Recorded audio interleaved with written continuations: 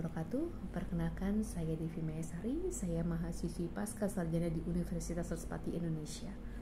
Kali ini saya akan membahas tentang peran case manager dalam menjaga mutu pelayanan di rumah sakit. Apa itu case manager?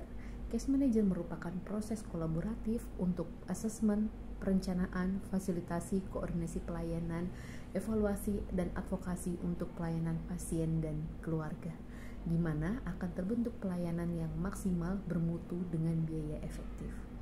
Satu MPP tentunya dia akan mampu atau berkompeten untuk memegang 25-50 pasien.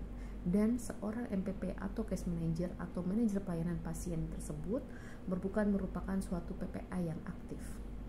Case manager akan bekerja sama dengan DPJP, di mana DPJP merupakan leader klinikal yang akan bekerja sama juga dengan PPA-PPA lainnya seperti perawat, bidan, gizi, apoteker, psikolog, dan lain-lain. Selain dengan bekerja sama dengan PPA, case manager juga akan bekerja sama dengan BPJS, Yankes, dokter keluarga, dan bagian keuangan tentunya.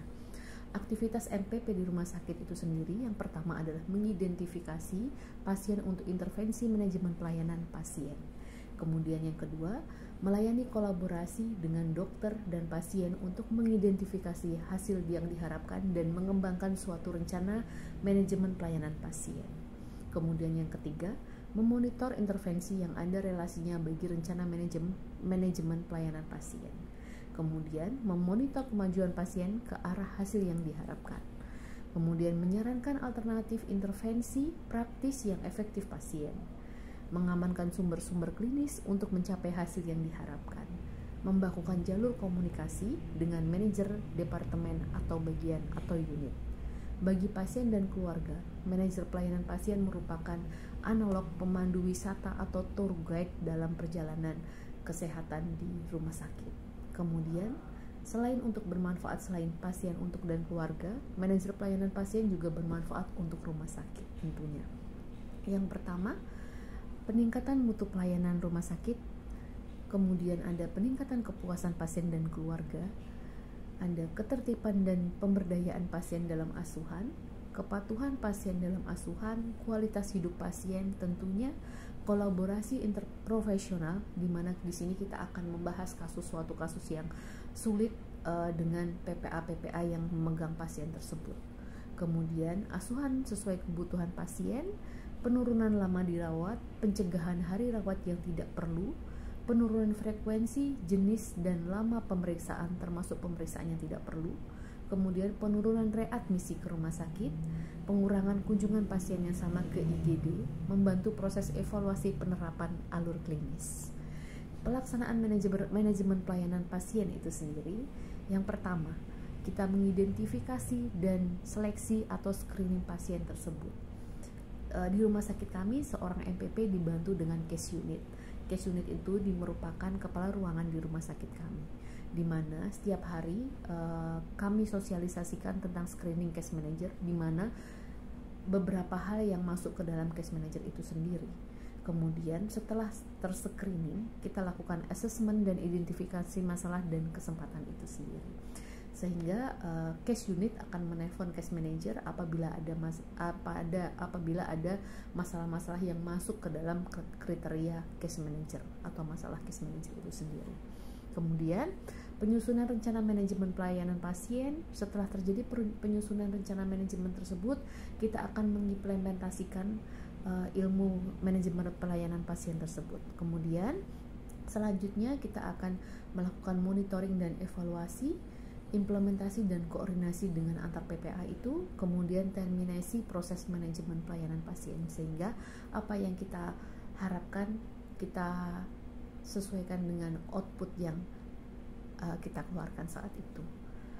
Kemudian langkah pelaksanaan, tempatkan posisi kita pada pasien dalam konteks budaya, paradigma, preferensi, kebiasaan, pahami literasi pelayanan kesehatannya.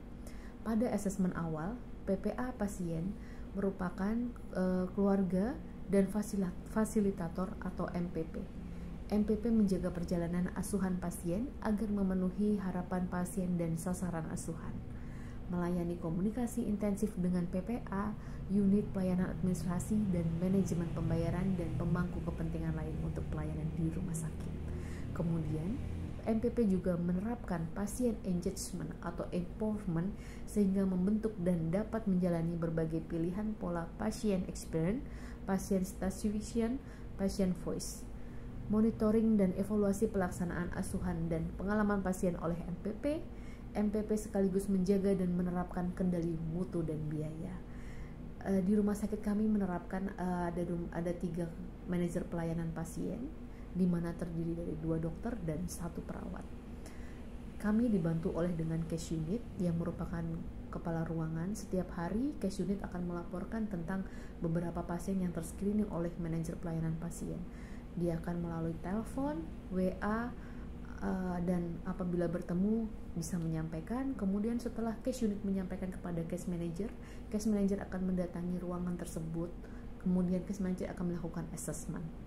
Kemudian apabila pasien tersebut masuk ke dalam asesmen kami akan melanjutkan proses-proses selanjutnya seperti koordinasi antar PPA apabila pasien tersebut memang secara masalah itu merupakan masalah yang kompleks, sehingga kami perlu mengkomunikasikan antara PPA tersebut. Biasanya kami menggunakan grup WA untuk 1 pasien. Di situ kami akan membahas pasien yang masuk ke dalam screening case manager. Kita akan berkomunikasi antar PPA tersebut, di mana akan merencanakan untuk setelah ini pasien akan diapakan dan demi kebaikan dan pelayanan pasien itu sendiri dan demi keefektifan. Kemudian di situ di dalam grup itu terdiri dari semua PPA yang memegang pasien tersebut. Kemudian apabila kasus yang terlalu tidak sulit, kita masukkan dalam satu grup. Kemudian dalam kasus yang kompleks kita perlu lakukan presentasi di depan pimpinan kami. Kemudian setelah itu kita lakukan terminasi outcome manajemen pelayanan pasien. Begitu sekiranya gambaran tentang pelayanan case manager di rumah sakit kami dalam menjaga mutu pelayanan di rumah sakit. Terima kasih.